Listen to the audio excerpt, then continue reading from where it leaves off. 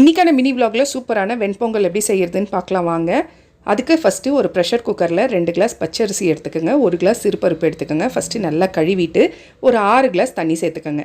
சேர்த்து கொஞ்சமாக உப்பு சேர்த்துட்டு ஒரு துண்டு இஞ்சியை நல்லா நுணுக்கிட்டு அதையும் சேர்த்துக்கோங்க.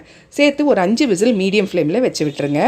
இப்போ இன்னொரு பேன் வச்சு அதில் நெய் அப்படி இல்லைன்னா எண்ணெய் ஊற்றிட்டு நான் வந்துட்டு கொஞ்சமாக பெப்பர் நுணுக்கி வச்சுருக்கேன், அதை சேர்த்துக்கிறேன். 1 டீஸ்பூன் பெப்பர். அடுத்தது கருவேப்பிலை 1 டீஸ்பூன், முந்திரி ஒரு 10லேருந்து 12 முந்திரி, அதே மாதிரி சீரகம் 1 டீஸ்பூன் எடுத்து நுணுக்கி வச்சுருக்கேன். இதை எல்லாத்தையும் சேர்த்து நல்லா வதக்கி பொன்னிறமாகிற வரைக்கும் வதக்கி விட்டுருங்க. இப்போ ப்ரெஷர் குக்கரில் ப்ரெஷரை நல்லா ரிலீஸ் பண்ணிவிட்டு இதை பாருங்கள், நல்லா குழஞ்சி வெந்திருக்கு. ஸோ இப்போ நம்ம தாளித்து வச்சதெல்லாம் சேர்த்து அந்த பொங்கலில் சேர்த்துக்கலாம். சேர்த்துட்டு நல்லா மிக்ஸ் பண்ணிவிட்டு அதுக்கப்புறம் சட்னியோடு வச்சு சாப்பிட்டு பாருங்கள், செம்ம டேஸ்ட்டாக இருக்கும்.